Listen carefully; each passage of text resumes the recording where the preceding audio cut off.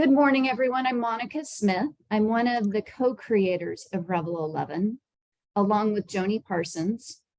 We've been bringing women together for events or retreats for 6 years now. And I woke up this morning feeling so grateful to be able to meet such accomplished and interesting women, our speakers and those of you who have joined us alike.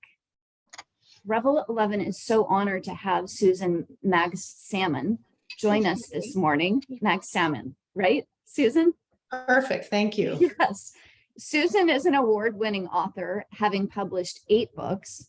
The newest that she wrote with Ivy Ross, and the one we'll be talking about this morning, is Your Brain on Art, How the Arts Transform Us. She's an assistant professor of neurology at Johns Hopkins, and her work lies at the intersection of brain sciences and the arts, and how our unique response to aesthetic experiences can amplify our potential. It's such an intriguing topic because I'm guessing a lot of you, we know now, are involved in the arts. And don't you feel like we know at some level in our hearts that this is true and that we've known it? But it's so great to be able to have the conversation about the science behind it. So I'm really excited about this conversation this morning. So welcome, Susan. Thank you. It's really a pleasure to be here. I am loving watching the chat and all of these great people that are doing beautiful kinds of art in so many different mediums. So thank you I have great gratitude for that. Mm-hmm. And I'm curious what you consider yourself, not that we need labels, but I am curious about, like, do you consider yourself a scientist, an artist? I mean, like, talk a little bit about your personal journey to this work. Sure. So I'm a translational researcher and very interested in how you can bring the different types of research in many different fields together along with practitioners to create solutions. So I work in translational science, and I very much think of it as solution science. So we're really always trying to understand the body of knowledge that can apply to a problem. And for me, that's always been in arts and aesthetics. And that's really been a lifelong journey for me. I'm a twin. And when I was 12 years old, my sister had a very traumatic accident and she almost lost her leg.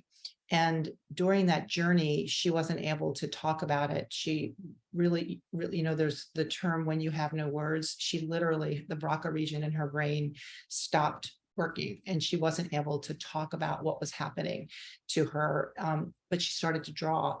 And in drawing, we were able to understand from her what had happened, what she was feeling.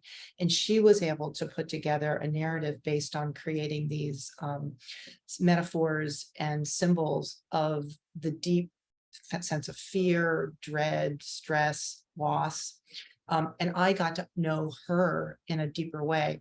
And I think that really fueled my lifelong understanding and journey around how we communicate and how we express ourselves is certainly through words. And, I love fiction, I love poetry, but it's also through all of these other art experiences that for us really are how we share ourselves with the world.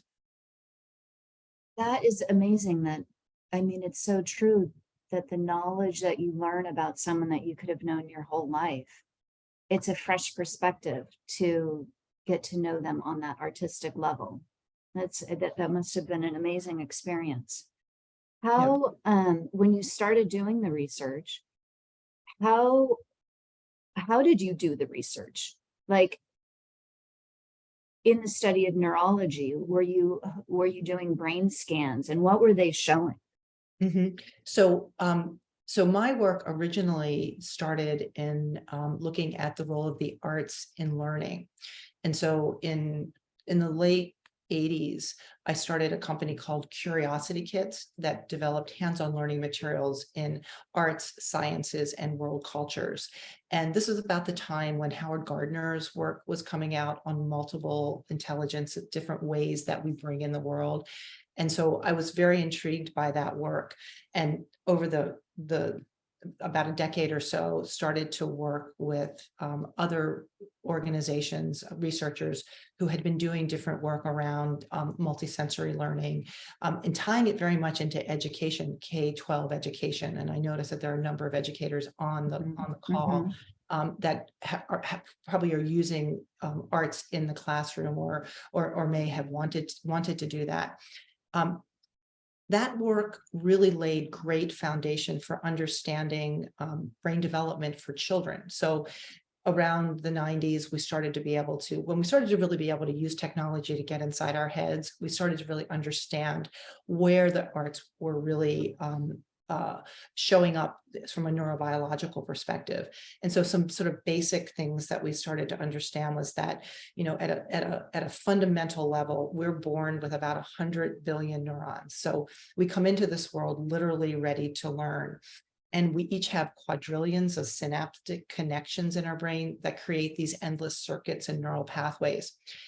These are the pathways that, we talk about this as neuroplasticity, but these are the pathways that really underlie emotion, memory, physical movements, basically everything that you do. And what we've learned is that when we are engaged in sensorial experiences, right, we bring the world in through our senses, and it turns out that arts and aesthetic experiences are some of the most sensorial engaging experiences for creating these neural pathways. Our neural pathways grow stronger, and we're able to sort of use this foundational kind of knowledge for how we learn and grow. So in looking at education, we could understand more around the limbic system and emotion. We understood more around all the sort of sensorial cortexes. We also understood more about the prefrontal cortex, so executive function, self-regulation, thinking about how this idea around mood is changed with different arts and aesthetic experiences. So that foundational research has been happening really for the last 25 years, as we have started to understand more about biomarkers and being able to interpret that into practical use.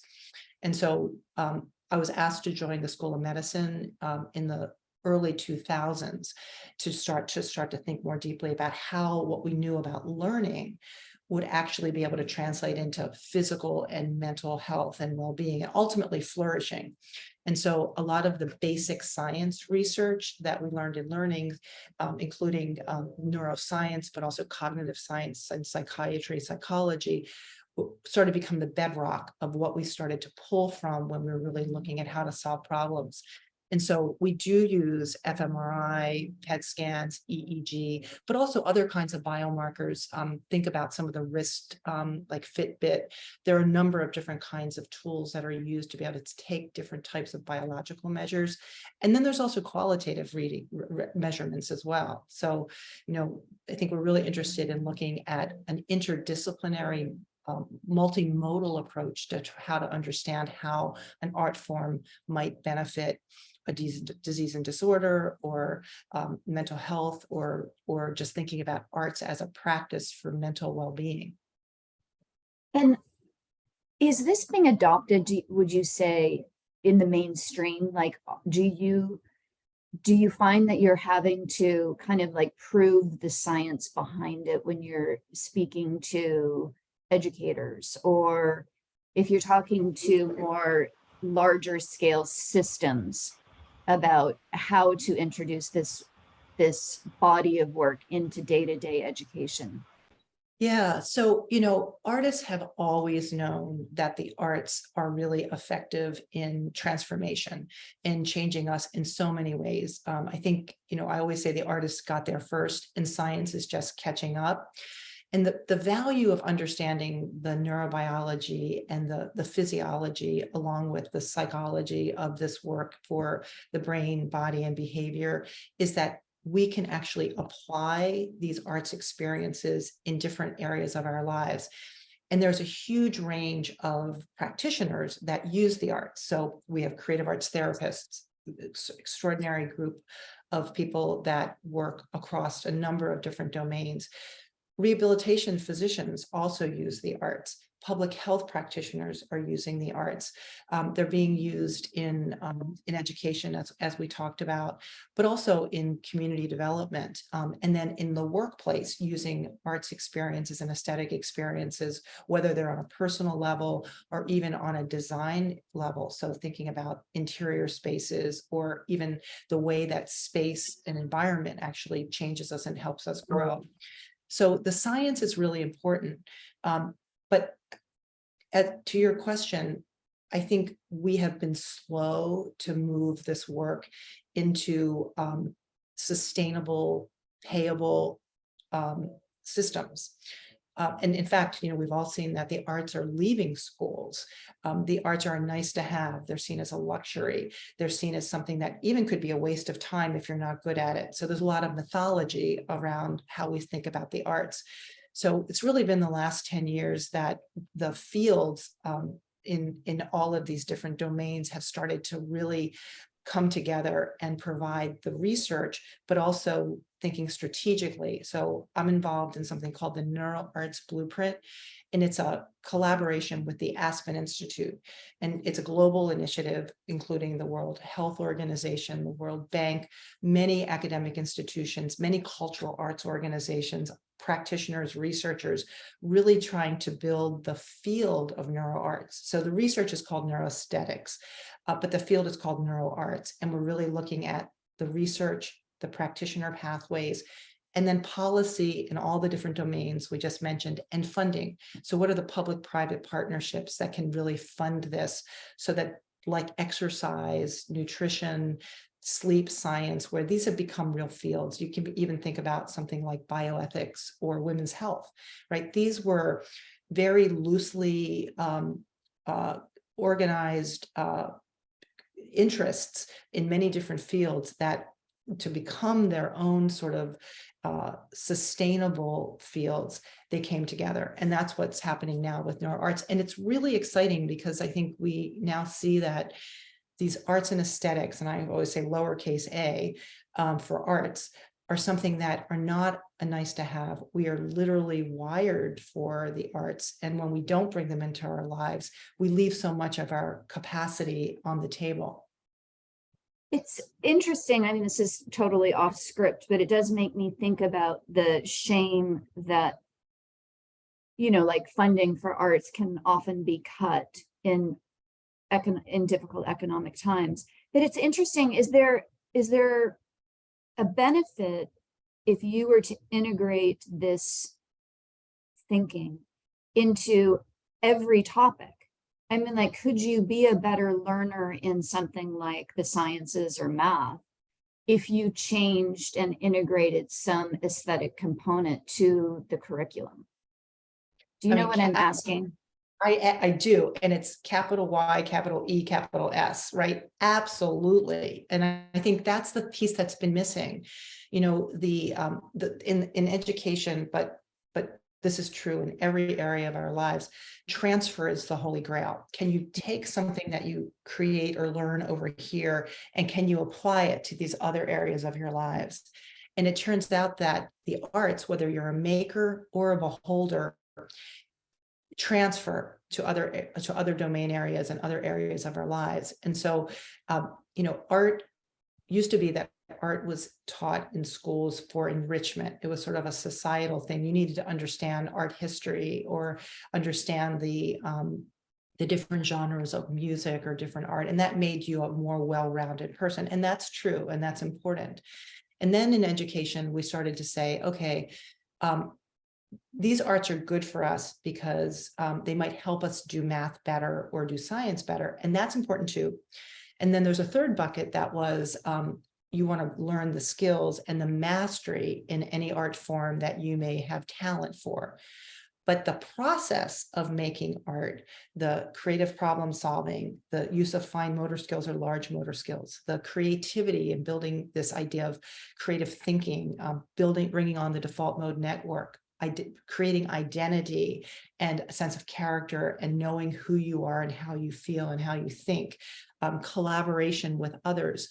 those are intrinsic skills that we all need to be the most productive. And I should have added executive function, like how do you organize your thinking? How do you plan? How do you sort of do all of those things? Are all skills that are inherent in creating art. And then when you think about beholding, you're bringing in often information from other ways of knowing that you may never have thought about before. You're also lowering your risk level for trying on another character's or person's experiences. So there's a term called perspective taking. You're understanding a new perspective, but from your perch, where you don't have to feel like you're too exposed, and you can start to try those things on. And then as a beholder, you also have the ability to empathize. So empathy is such an important attribute for being able to understand someone else in a way that you might not have otherwise. And so those skill sets that the arts have can transfer in all these other areas of our lives. And I think from an ROI, when you look at businesses, those are the things that companies are looking for. Yet around the 70s in the United States anyway, when Sputnik happened, and sort of our response, for all the right reasons, we did the wrong things in schools, which was to say, oh, we're going to teach math, science, engineering, and we're not going to in technology, and we're in the arts. Oh, that's something that we can't afford to do. But it turns out, and if you look at any of the statistics for where the US sits overall in education, we're lower in most of these categories of math, engineering, and science and technology, because I think in large part, we've taken out the fuel, the motivator, the sort of driver, which is these abilities to use these art skills that are so important. And I'll say one other thing is that we also know that when we are making art, especially music, we create more neural pathways.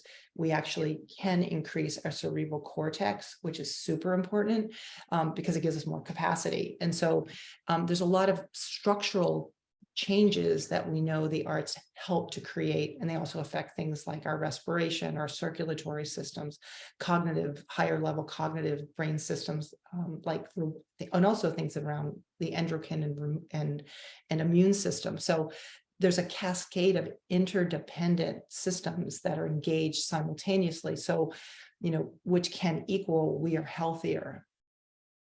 Well, let's talk a little bit more about the results of the studies. Like, how are the arts being used to address health disorders or illnesses or mental health? Sure. So in the way that the book is organized, we try to show a continuum in all of the different areas of our lives, how the arts can show up. It's sort of a tour de force of here's examples of these areas. So in mental well-being, mental health, physical health, learning, flourishing, and even community building. So I'll just give you a couple of examples, and maybe if you want to go deeper. So we now know that singing helps people with dementia, and we're starting to understand why people who have dementia can become so radically present, and that's pretty fascinating. Dance is helping people with Parkinson's disease improve their gait and cognition, and even sleep and mood. We also are seeing some really beautiful work around light and sound altering the progression of dementia. So these are using, in essence, aesthetic sources, light and sound, to be able to help regulate and slow down the progression of something as debilitating as dementia. Susan, can I interrupt? So, Sure. like with dementia, what is the physiological response? Is it that they are creating new neural pathways, or are they just staving off the progression of the disease? So in the case of singing, what we're finding out is that and this is with autobiographical music, so songs that you grew up with, so if you have maybe a mom or an older relative, and you trigger these memories of in our case, we every week we sing with my cousin who has frontal temporal dementia, and when we sing Amazing Grace or You Are My Sunshine, she comes right back. And what we know is that the brain initially stores short-term memory in the hippocampus for something like a song. And while it does stay there, it also gets redistributed and held in other parts of the brain.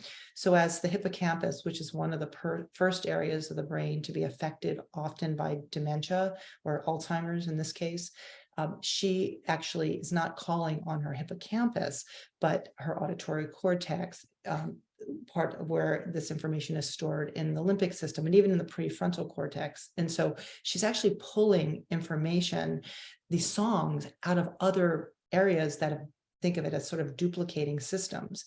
And that's extraordinary. If you take that even one step further, for the most part,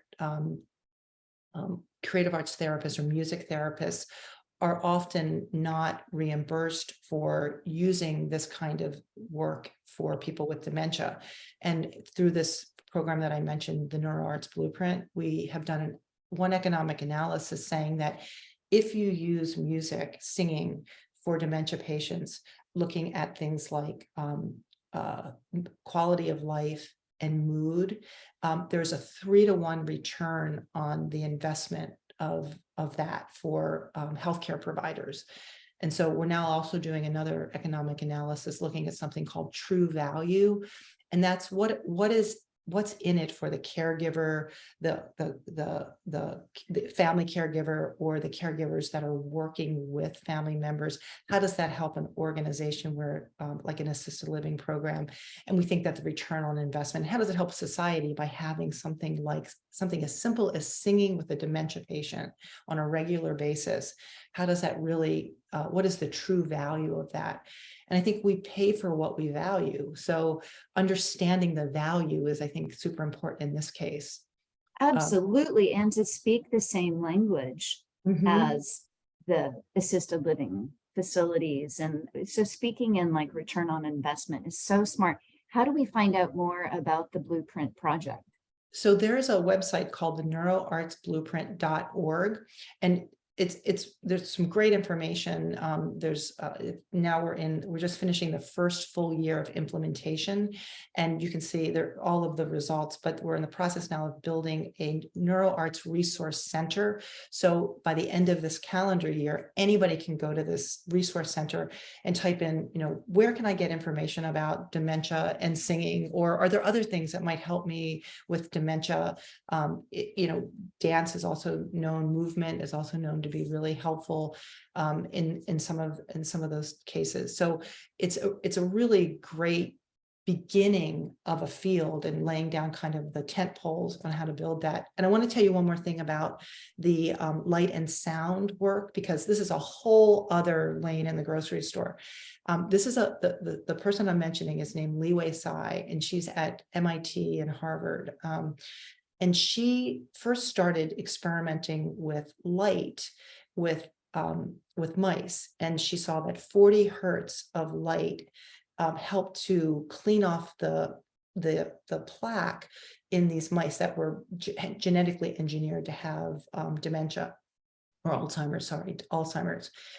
And so she then added sound, 40 hertz of sound.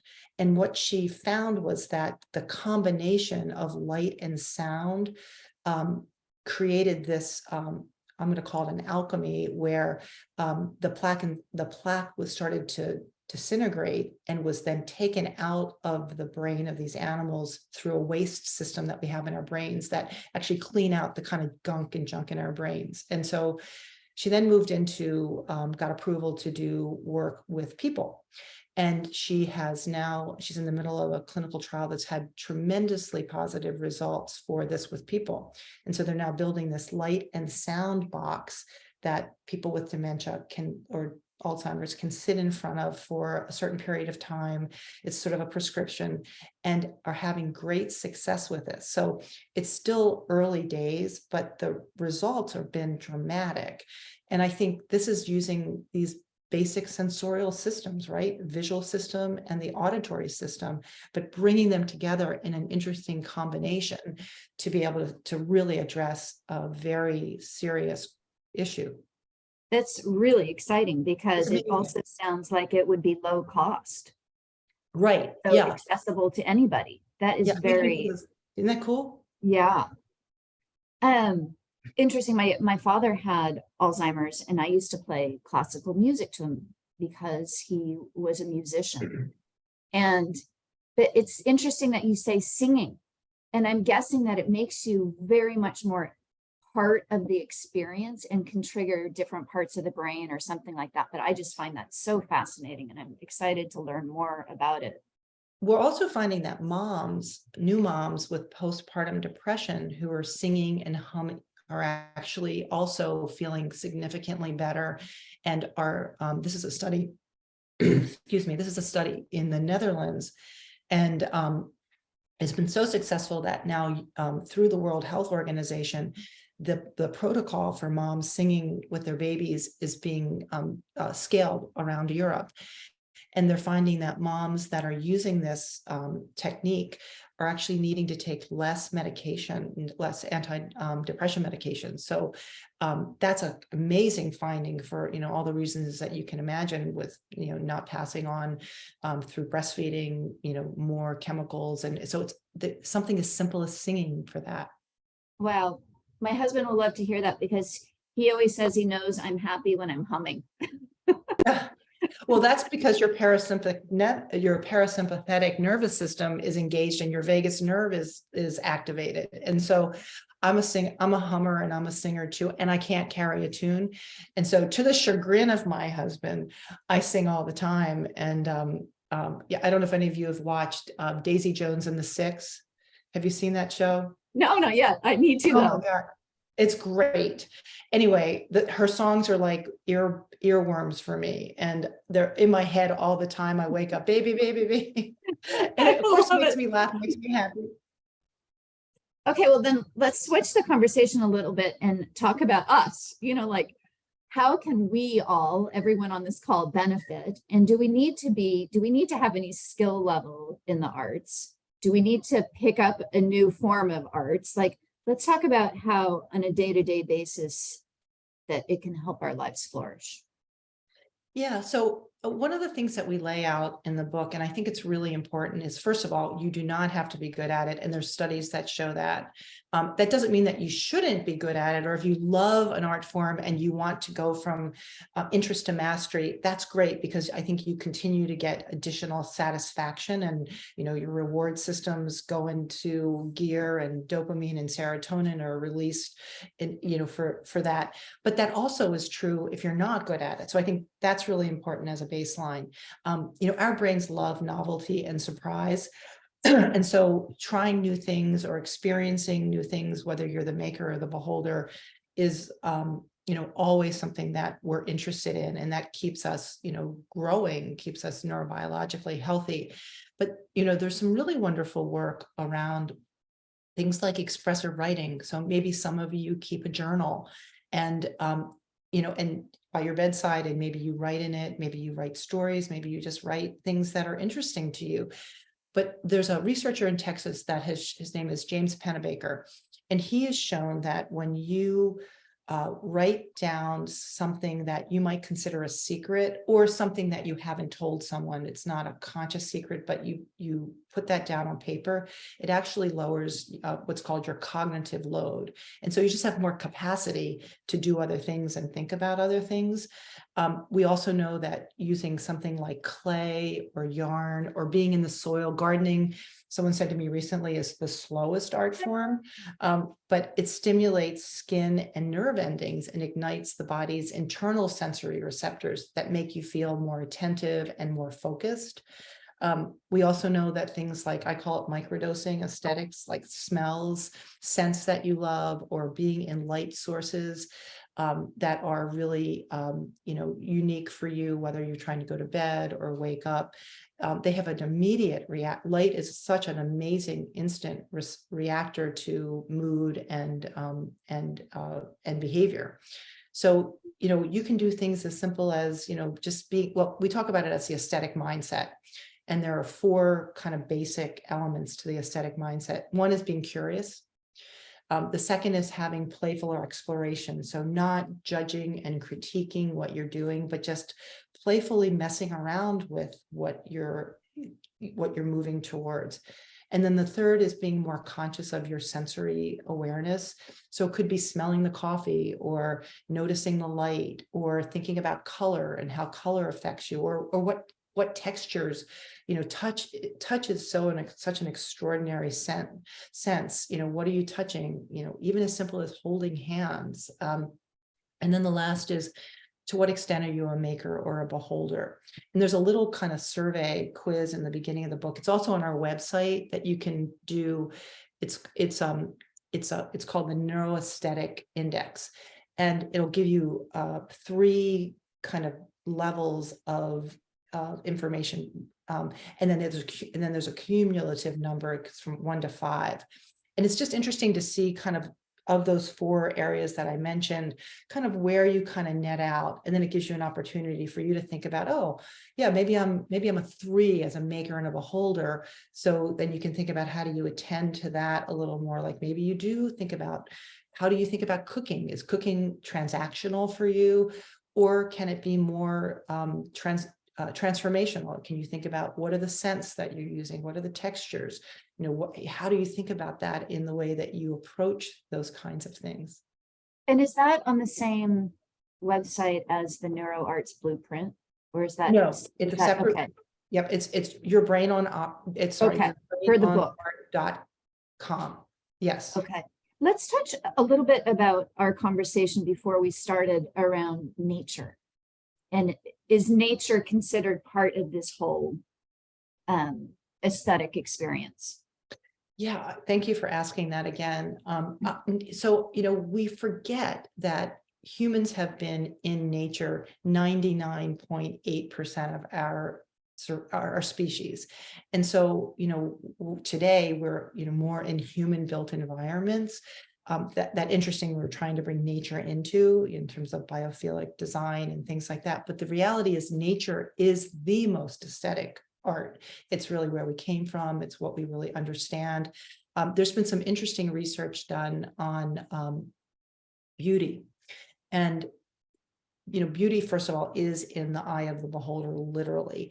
And that's because our life experiences, our culture, our development, and even to a certain extent, our DNA are different. So each of us are so different that if I look at a painting and I say, oh, that's beautiful, and you look at a painting and say, oh, that's beautiful, chances are what we're finding beautiful is super different because of our whole perception and our life experiences. There's something called an aesthetic triad that was created by, it's a theoretical model about what is a peak experience for us, or a highly aesthetic experience. And even though we might say something is a peak experience, chances are the reasons that's true are different. But because we've come out of nature, there are 3 things that we think about when we talk about beauty. And one is landscapes, physical external environments. And pretty much all over the world, we have agreement on how landscapes are beautiful. So we all mostly think that sunrises are awe-inspiring. Same is true for sunsets or rainbows, or, things that are natural phenomena. We also tend to think pretty similarly about faces and what faces are telling us. So smiles or frowns or looking at eyes, that we have a lot of similarity around faces. But what we don't have similarity around are the things that we make, the art that we make. They tend to be very cultural, very individual, and very subjective. And so I think that speaks to the fact that we are so good at these natural environments, and they we also, we've talked about things like forest bathing. There's some great neurobiological research around being in nature for only 15 minutes will lower cortisol dramatically, or it will bring about a sense of homeostasis, will help us more with focus. Our breathing and our heart rates all sort of relax. And so I think that just speaks to the fact that we feel at home in nature, that nature is our nature. It was I remember reading a study, and I can't remember which medical institution in the Boston area, you'll probably know, but just they did a study where they just turned the hospital beds around so that they looked out on greenery, so that everyone had access to nature, and healing rates increased pretty substantially just by viewing nature. Have you also heard of other studies like that? Oh yeah, faster and better, right? I mean, this is consistent across a number of studies in a number of countries. There are actually architects now designing hospitals where 3 of the walls are literally glass, that this in nature settings. There's also some great work being done in England by the Maggie Centers, where they're creating these spaces. Maggie Centers are places where someone, they're oncology, cancer centers, and where families are often just diagnosed with cancer, or are learning about some of the protocols that may be happening over to deal with the illness. And nature ends up being such a strong variable for creating the capacity for processing this kind of information and figuring out how to move forward. So during COVID, a couple of hospitals also built these recharge rooms for staff and clinicians. And in a hospital setting, you often can't bring in real plants or use real candles, or really bring in nature. So they created sometimes in small rooms where they just weren't using them, or just very kind of rudimentary spaces. They bring in fake flowers, fake greenery, LED candles, and they'd show pictures of nature. And if they could, they'd have sounds of nature and even try to bring in scents of nature. And they found in over only 15 minutes, the staff felt more rested, less stressed, and they did some work with some just simple questionnaires, and found overwhelmingly people had a greater sense of gratitude for having been in this totally fabricated nature space for just 15 minutes. That's amazing. And I love that there's science behind it now, because you can then translate it to return on investment, because even if it's going to cost a lot more money to build these medical facilities that have more glass, as an example, or access to some kind of nature, they will see the benefit of it, because if you increase healing rates, then that is so much less expensive than treating them, right? And yeah, and I also think in intervention, when you have to be in the healthcare setting, we're also seeing that for adherence to taking medications, using an art, having an art in combination with some kind of intervention is showing that people are more likely to do the intervention. And also, when an intervention is an art intervention, they're more likely to do it longer because it's fun, they're enjoying it, and it's helping them.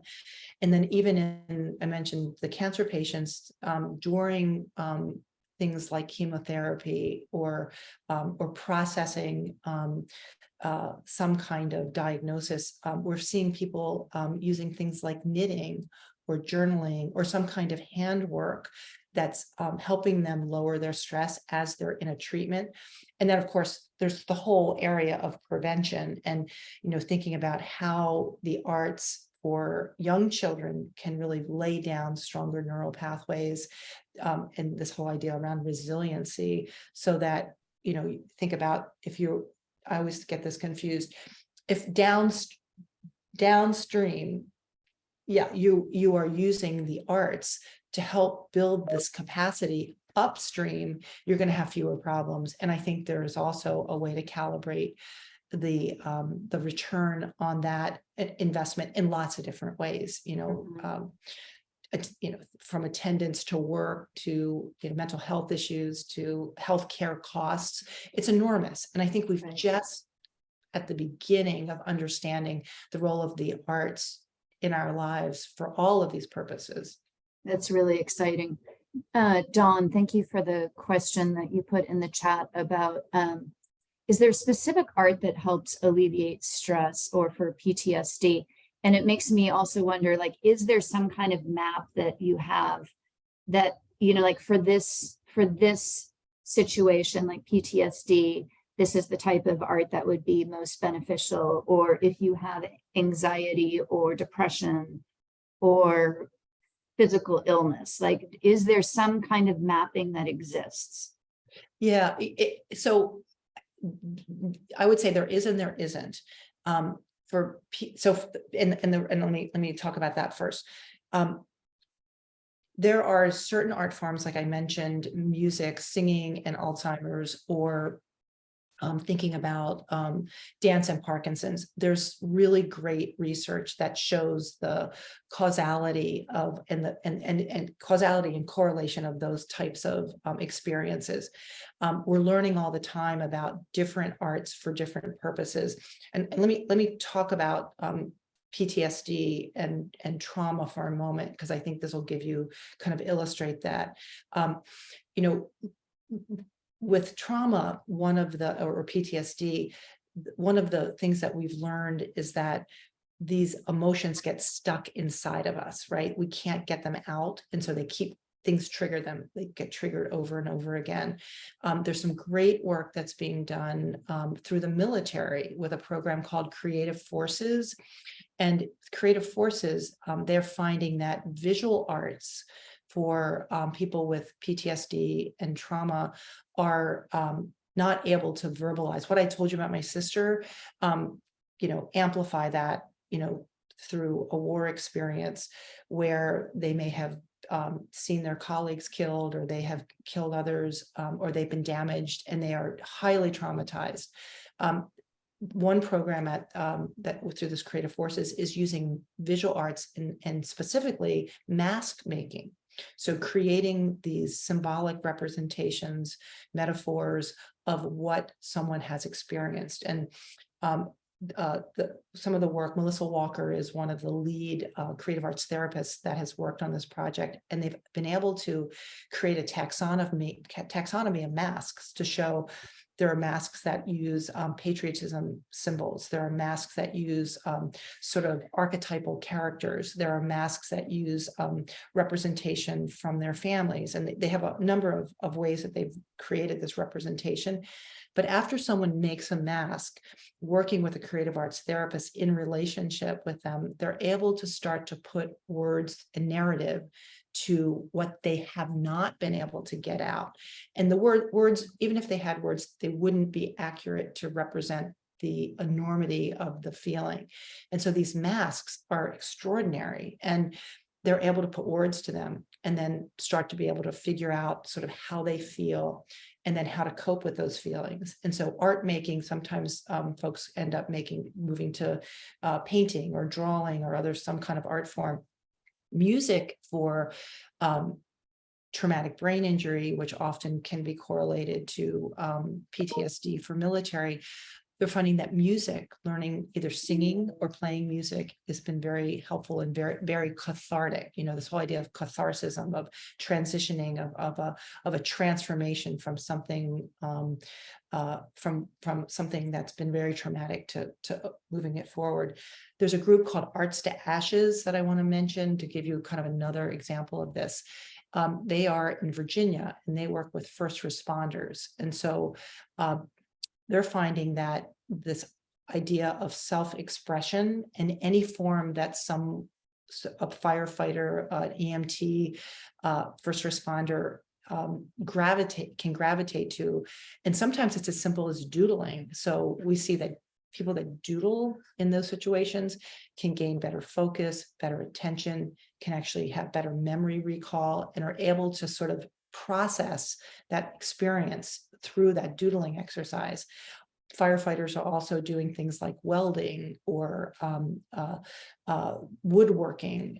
And so they're finding art forms that they're feeling comfortable with based on what they're interested in, but it's helping them to release this really pent up information. There's also some really great somatosensory healing where using humming and swaying and movement and to a certain extent touch has been really helpful for PTSD.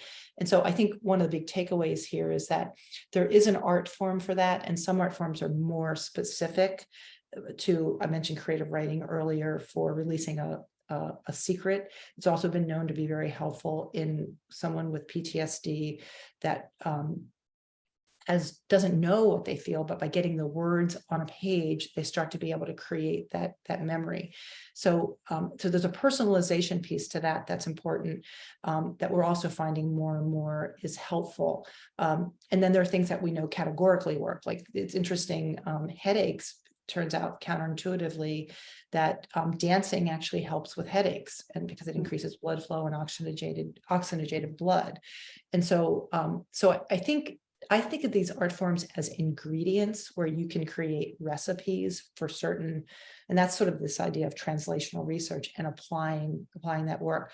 But this resource center that I'm talking about is going to be a place where you can go and say, I have this is the thing I'm trying to understand.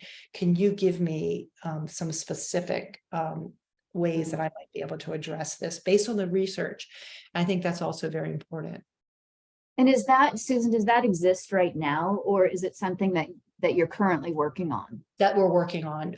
It's really exciting. And that's what's so important. And the book was really the first effort to create something for the general public where you could find yourself, you could find a family member, you could find solutions through the lens of arts and aesthetics that started to kind of coalesce this kind of knowledge. Mm-hmm. You mentioned earlier, you made reference to community building. How do you see that? Yeah, so we were fortunate to interview E.O. Wilson, the evolutionary biologist that did all this great work with ants and other critters. And throughout his course of his work, he started to move more towards understanding human evolution. And what he found out through looking at ants and termites and bees was that humans are what's called eusocial. We're one of the few species on the planet that has been identified so far that absolutely depend on each other for our survival. And I think that's kind of an interesting baseline. And, you know, we might not always think that's true when you look at war or you look at the way sometimes we treat each other, but we will choose the greater good than we will our individual survival over time, every time. And so what he saw was that this need to come together and create community really started at the beginning of humanity. So when we harnessed fire and we created, fires where we danced and sang and told stories to build culture, right? So art creates culture, culture creates community, and community creates humanity.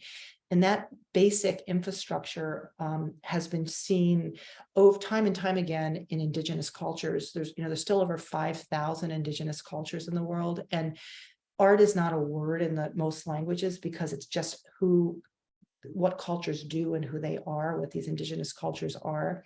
But we've seen that using the arts in community building has been kind of the glue that holds communities together. And so when you take culture out of a community, the World Bank says that without culture, communities can't thrive. And I think there's a great, they say, without strong and diverse cultures, economies can't grow, inner healing, health, and well-being suffer, and opportunities are lost. And so this idea of building culture and arts into communities is really, really essential because it's in fact in our DNA. That's fascinating. Mm. I don't mean to put you on the spot, but has there been anything that has really shocked you in your research? Like any really surprising results? Well, I think there's so many things that are so surprising. I guess I'll give you one area that I think is intriguing. We talk about the arts, and I think most of us think of those as an analog. We use our hands. They're performance arts. There's, I mentioned culinary arts, even gardening, hand arts, expressive writing, but technology married to art, to creativity, I think is maybe one of the most interesting future phenomena, because we bring the world in through our senses, and we're actually learning now that we may have as many as 50 senses. And that's, becoming clearer as researchers are beginning to understand it. These immersive environments, or where I think of them as hybrid, where you're in and out of virtual reality and sort of the real world, are these very interesting spaces where our full sensorial experiences are really coming to life. And there's a couple of really wonderful things that I hadn't known about when I started doing the research. One is a virtual reality program for people with ADHD. And this is, across the lifespan. Oftentimes ADHD is diagnosed in older adults. And it's a closed looped system where the narratives of virtual reality storytelling, the beautiful graphics, so very sticky spaces, are helping people with ADHD learn how to attend better and to focus more, and then to retain that and transfer that, again, sort of the holy grail of learning, into other areas of their lives. We've also seen Google Glasses being used for helping people with autism be able to create in the little imagery in the upper corner, look at a face and turn that face into a caricature. So it identifies it as happy or sad or confused or concerned or questioning. And so this interface of technology and the arts. And then the third one that I thought of was using virtual reality for pain management. And that has huge implications for opioid addictions and other kinds of chronic illnesses, where there's a product, and I believe it was created in Seattle, where it's called Snow World, and it's really these really cold snow scenes, animated snow scenes, where people with burns, as their bandages are being changed, they use this virtual reality space, and it turns out that they are distracted. The theory is, the neurobiology is, that they're distracted by this cold animated world, so they don't feel the pain of the bandages, which means that they're not having to take as much medication. It's not as stressful on their systems.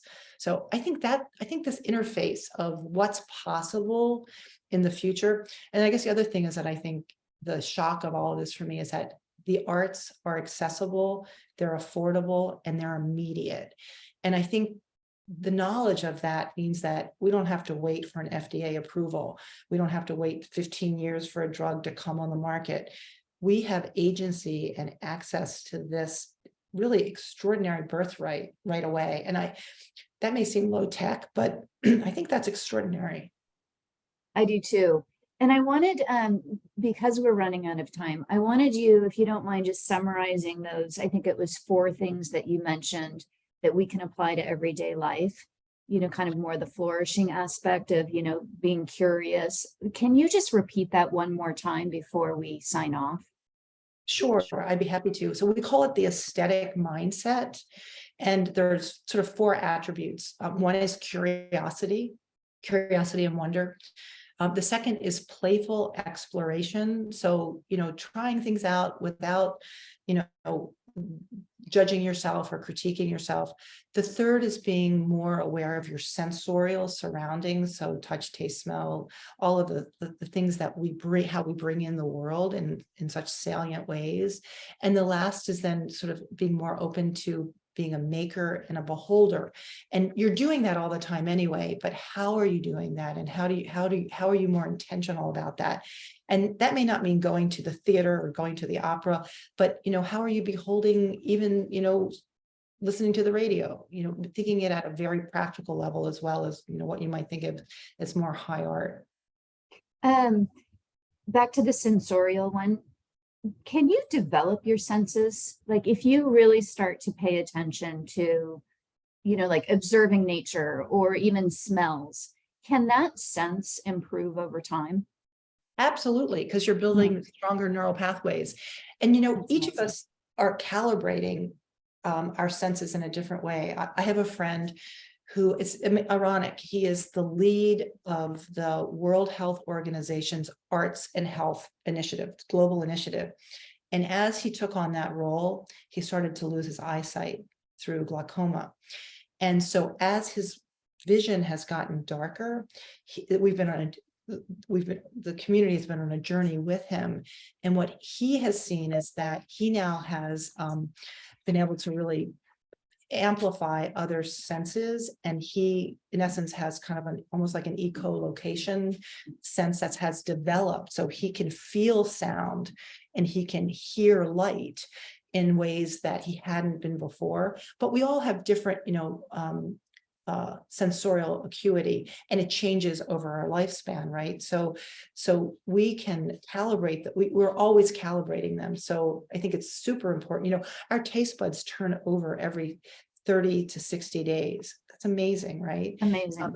So we have the ability to be able to constantly hone our senses, but being aware of them, I think, is one of the most important things, because all of a sudden, then you're starting to know, like, I'm right now hearing my dog outside the door, and, you start to cue into the smell of, I came home last night and I smelled spring, right? I smelled that musty soil smell. And if I was just going from point A to point B, and I think that's another thing I want to maybe end on, is that we don't want to just cope. We don't want to just get by.